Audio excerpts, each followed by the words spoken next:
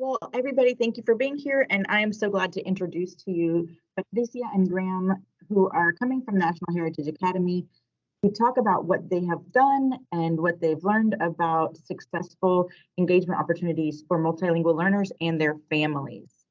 So I'll leave it to you, Patricia. Okay, Tamara, thank you. So if you can go to the next slide.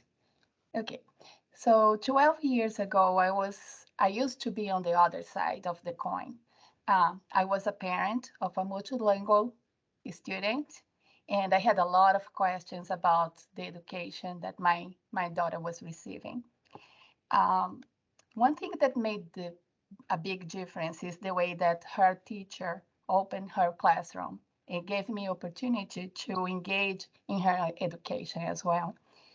So this was so impactful that today I am on the other side, right? I am on the language educator side of the coin. So just for us to start warming up, I have a question for you. And if you can please type your answer on the chat box.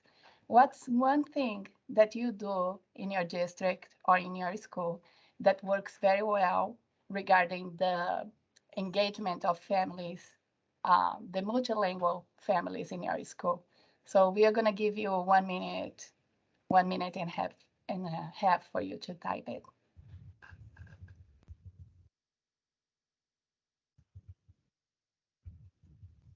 Great, yeah, parents information sections, that's great. Online, yeah. So it's a way for you to engage the parents and let them know what you're doing in school. Talking points. Yeah, we use Class Dojo here too.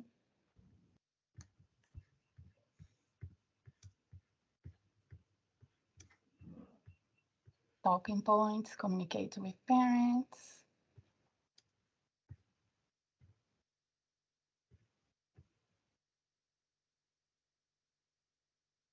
Mm-hmm.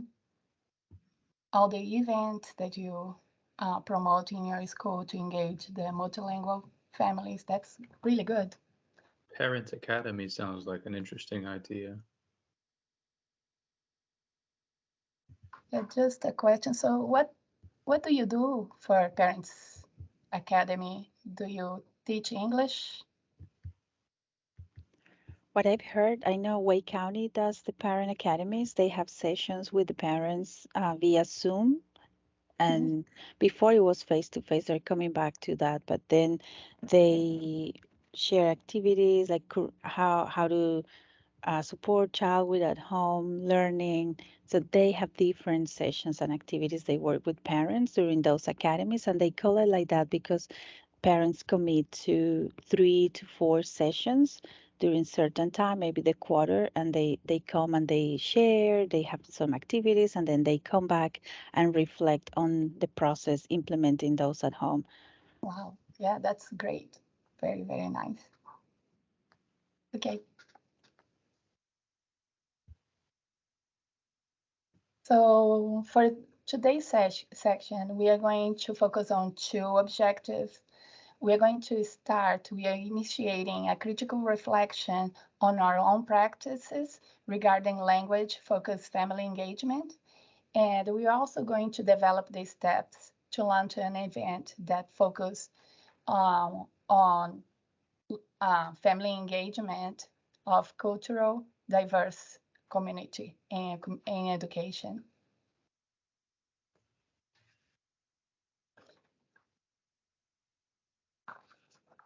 So if you can move to the next slide. Okay. So first, what is language-focused family engagement? So if you look at the Venn diagram on the left side, you're going to see that the language-focused family engagement is this intersection where my purple star is. Usually we do a very good job with language education. That's our role in schools, right? So we focus on academic language. But on the other side, the family engagement is where the students are producing a lot of language too. and we should have that data, how they are producing that language, even though it's a communicative language. That's also important for us to have that data and know where the student is, right? So family engagement is it's one of the strongest predictors that the student is going to be successful in the academically successful. But sometimes for us is like, especially for the culturally diverse families, it's very hard for them to engage in the students' education, maybe because of language barrier or because of cultural differences. So it's hard for them to engage in their education, but it's our job to make sure that they are aware of this engagement and how important it is for the students to succeed.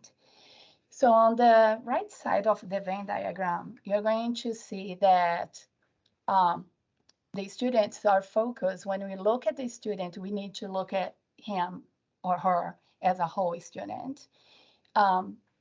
So when we are working with language-focused family engagement, we are emphasizing how important language is in different environments and how the students are developing that language, despite if it's communicative language or academic language, or if it's in Spanish or English or Vietnamese, Chinese. It is regardless of the language they are developing, they are still developing language.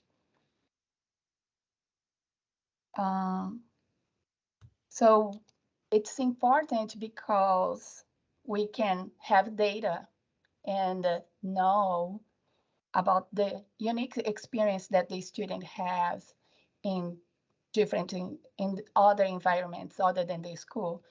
For example, my daughter, outside of the school, she used to play by herself. She used to play in Portuguese, and that's the language that she used. But when she was playing with her sister, she used to translanguage with her little sister. And my youngest daughter, she used English with her big sister, but Portuguese with me. So this is all very important to know how the languages, how the students are developing language in different environments. For example, it makes difference if this student is going to after school care that speak Spanish, right? So, or the student that goes to after school care and the environment is only English. So that's the data that we don't have. And that's how important it is for us to promote the language-focused family engagement. Okay, on the next slide. Okay, so here you can see the 4 pillars of the language-focused family engagement. On the left side of this pie, you're going to see that this is our role as a school, right? So I think as I'm participating on these discussions and being part of this group, I can see that we are very strong in creating awareness and being an advocate for our students, creating communication. So we are very good at that. So we are not going to focus on that, or even like the language practices. We saw a lot this year. What we are going to focus today is on the right side of this pie, where it says the family language practicing goals and affirming a set-based approach.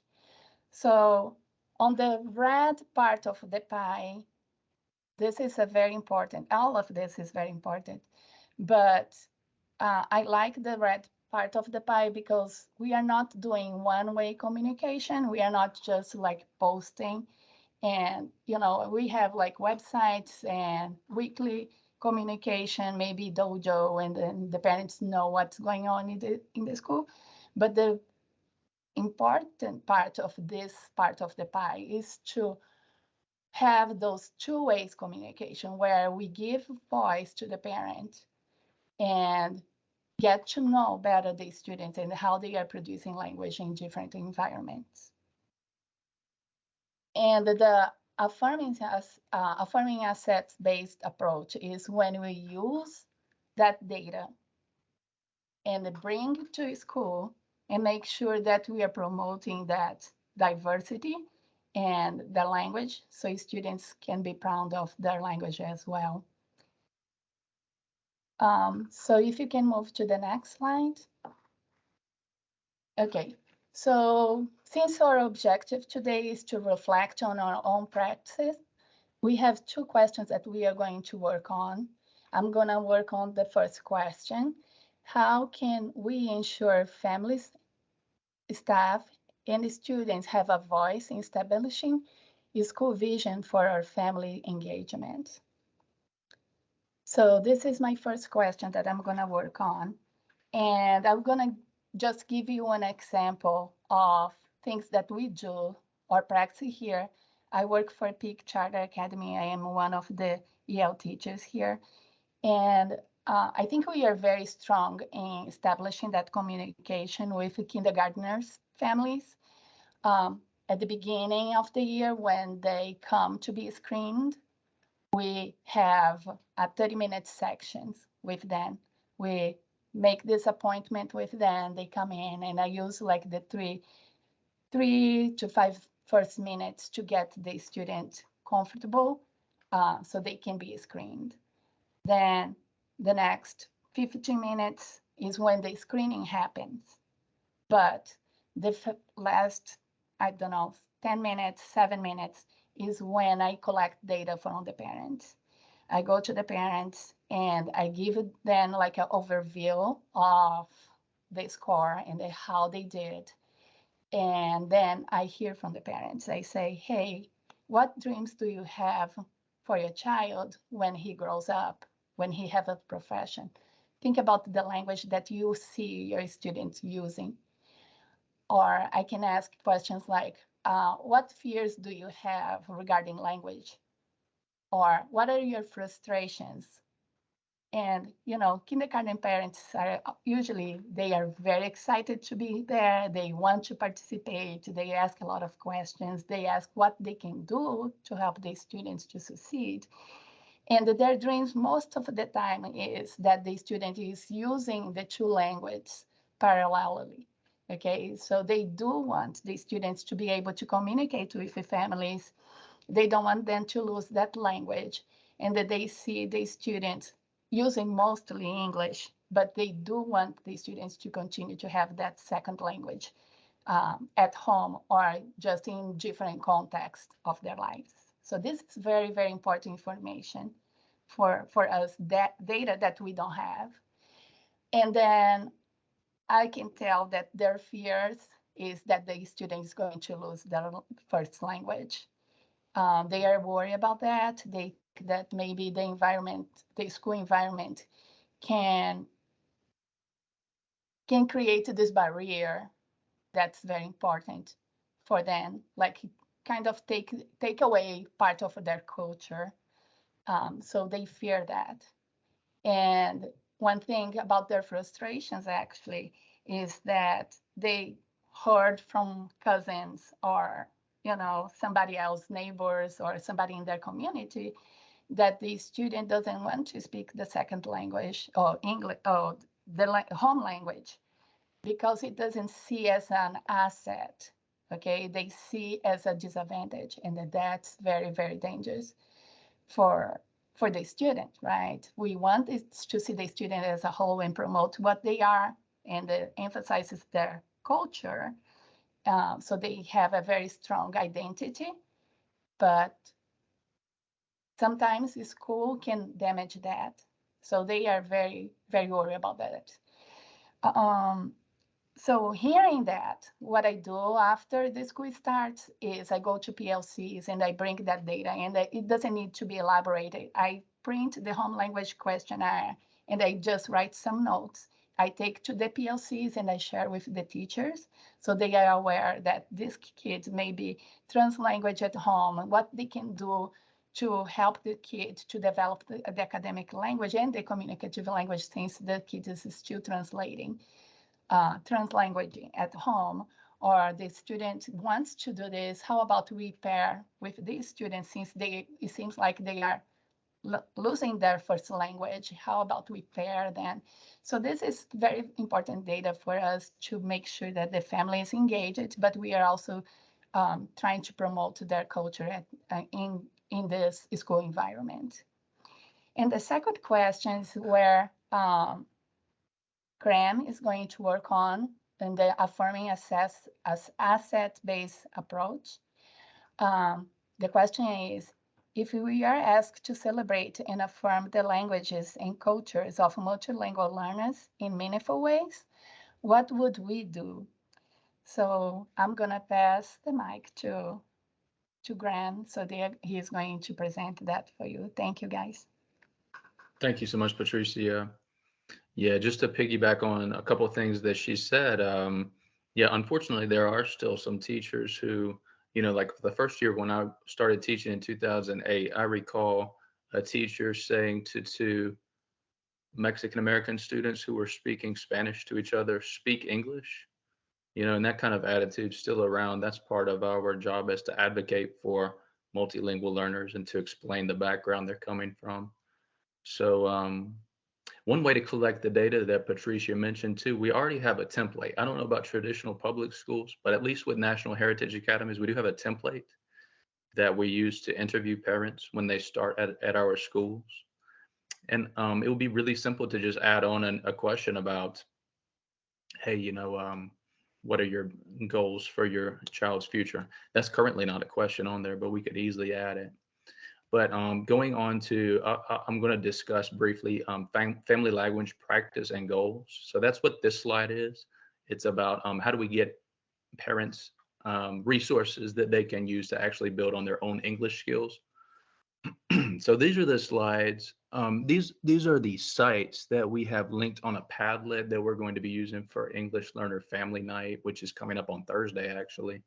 So this Padlet has resources, including a breakdown of the end of the school year, what important dates there are, and also a breakdown of what WIDA scores are, just a link to WIDA site so they can look at, some breakdowns of how to interpret the scores when they do get them back. But more importantly, we're talking about how the parents of English learners can practice their English skills. You can see that there are some resources here from local libraries, as well as Faith Action Immigrant House, which is one of the bottom links there, and the Center for New North Carolinians. And actually on EL Family Night, we have 4 guest speakers coming. 2 of them are from Faith Immigration House, and they're going to be talking about different services they have for immigrants in the community in terms of free or inexpensive legal care and English resource classes. Also, Glenwood Branch Library is really, really great. It's a great place in Greensboro that offers free English courses as well as other languages, and with Rosetta Stone, and they also have support staff that helps with this, and that's all free. We have a guest speaker coming from there, and we have also a couple of other guest speakers.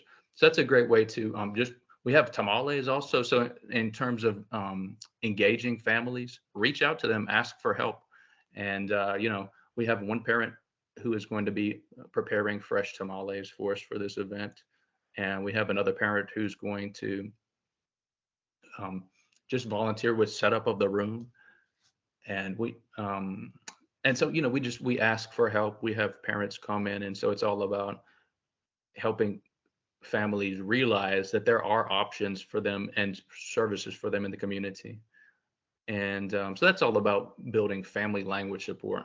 If we could go to the next slide, please. That's going to be all about our affirming asset approach, which is the purple part of the 4 pillars that Patricia was discussing earlier. And so asset-based approach. Yeah, well, one thing I like to do anyway as a teacher is tap into authentic passion. So if there's a topic that students are interested in, a small group in an ELD setting, then build your lesson around that topic so that students will be actually interested in reading and talking about the topic. So um, way back in 2018, we developed our first cultural fair at Gate City Charter Academy. What you're seeing on the slide now is a flyer. On the left side is a flyer that's hanging around in the school. And the images you see are from past cultural fairs. You've got at the top the Ajeta Mobi family. They're wearing kente cloth from Nigeria. And then to the right of that, you've got some Ghanaian clothing and some Togo clothing. And you can go on down the list. Oaxaca, you can see the Vargas family was preparing fresh food from Acapulco. So they had more like a shrimp and seafood type flair. Other families might be from a different part of Mexico and have a different food, but it's all about sharing the beauty of our diversity and encouraging families to tap into that authentic passion. So viewing themselves as an asset, not as a hindrance to the community. And it's very powerful. Students actually enjoy reading about their heritage culture. And one thing, just a tip while I'm still thinking about this, it's nice if you can learn at least one phrase from each language. I'm trying my best. So we've got a lot of different languages, a couple dozen different languages at the school, but I got most of them. At least one phrase, hello, how are you doing, or something like that. It can make a big difference. But just showing them that they are an asset and they're not a hindrance. Don't turn it off. And of course, all the research shows this, and we know that it's great for brain development. It's great for quelling cognitive decline and things like this. All the science shows that having more than one language is an asset, but it's part of our job to advocate for that perspective. So Culture Night is something that we do to highlight the beauty of diversity. Let's go to the next slide if we could. As you can see, this is going to be May 17th. But how do you plan an event like this? So I wrote out just a few informal steps that I use to plan a special event like the cultural fair.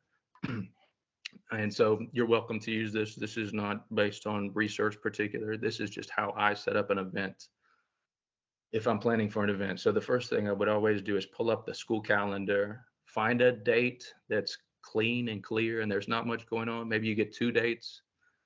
And once you found a date that looks good, then go ahead and write your proposal to admin. And I have a formal write-up that we did to administration back in 2018, but I didn't post it here. I just showed you a message where we have an agenda for the family night. It's like, we're going to start at 5. This is what we're doing, and break it down, make it really clear, show the date, tell them how you're going to get funding. Because if the administration knows that everything's in order, then it's a lot easier to approve something like this. So step 4, once you get the approval, go ahead and reach out to those families. Make sure that you view them as an asset. Ask for help. And a lot of times they'll be really helpful, and they'll be glad to help. They enjoy helping. And as Patricia noted, it's really predictive of student success when parents are participating. So reach out and bring them in and ask for their help. And they enjoy helping a lot of times, more than you might even guess, but if you're not doing a lot of family events. And then lastly, of course, you want to get the word out. I typed in the chat box when Patricia mentioned the first question, how do we engage, is School Messenger is a great tool. I'm on School Messenger and I'm able to do the calls. So we do weekly calls in English, Spanish, and then we translate, I'll translate the email and text. And so we're doing that. We send out a lot of messages, at least one per week. And so yeah, those are the steps for setting up an event. I'm probably leaving some things out, but let's just end it there. What's the next slide, if you would, please? I think that's it. Any questions about those slides that we've gone through so far? If we want to open it up for questions. If not, we'll throw it back to Patricia. I have a couple of links. I think Zadli opened up the Padlet that we're sharing with families with the resources. And there's also the YouTube clip. If we have time, maybe we watch a little bit of the culture night just so you get a feel for what that is and maybe it'll give you some ideas. This is just from a montage of different cultural events we've had in the past. Maybe do we have time? Maybe we could play a minute or so. Thank you, ma'am.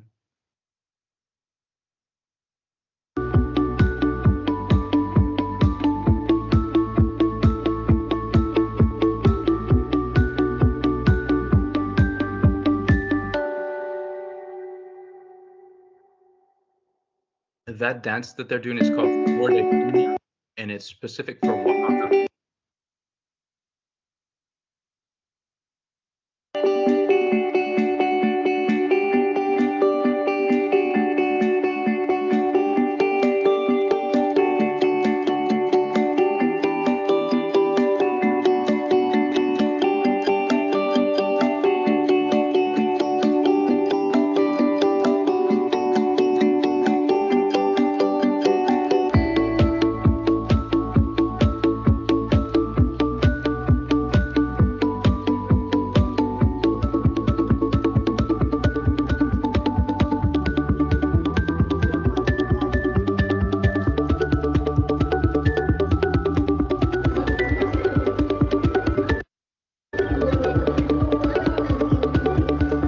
That's probably sufficient, just so they get an idea of, what the possibilities are with an event like this.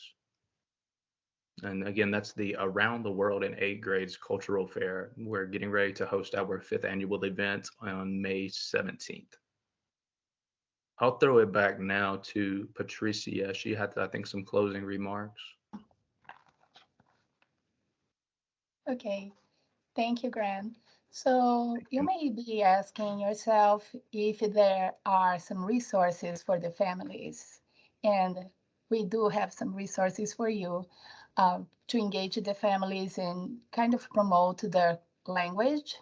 Um, the spice is communicative language or even academic language at home.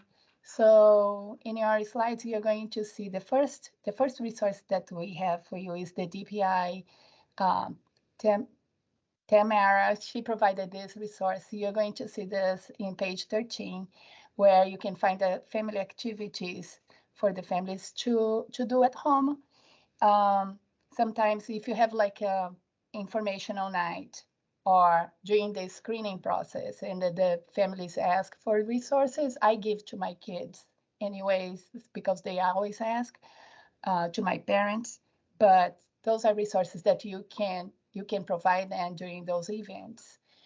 The second resource is the Family Connection. This is a resource from WIDA, and you're going to have like some ideas um, that the parents can do with their kids, like sing songs or, tell stories, things like that, that they can develop their language. It has in English and in Spanish. Okay, those are this little picture of the family sitting on the couch. That's what it is. And they give the parents a lot of ideas of activities that they can do with their kids. Now, then the third resource that we have for you and your families is the Learning Language Everyday Activity, also from WIDA. You're going to find in many different languages. And this is actually really cool because actually the parents are doing with the kids and that they are developing both languages, the academic language and the communicative language. So it tells the kids to use the sequencing language when they are telling a story. It tells the kids to use the weather language, like science language, when they are talking about the weather, or in the communicative language too, as they are learning and playing outside with other kids, like retelling and sequencing. It's very good resources for the family. So I think we have in English is a little better for you to see what it is. So it tells for the kids to draw a picture of themselves and the family. And then use some of the communicative language when they are playing. and talk about the feelings. And then start getting a little more like into the language, the academic language. And I think we have one about the weather. So foggy, cloudy, it's raining. So all of this they can do at home with their kids as well.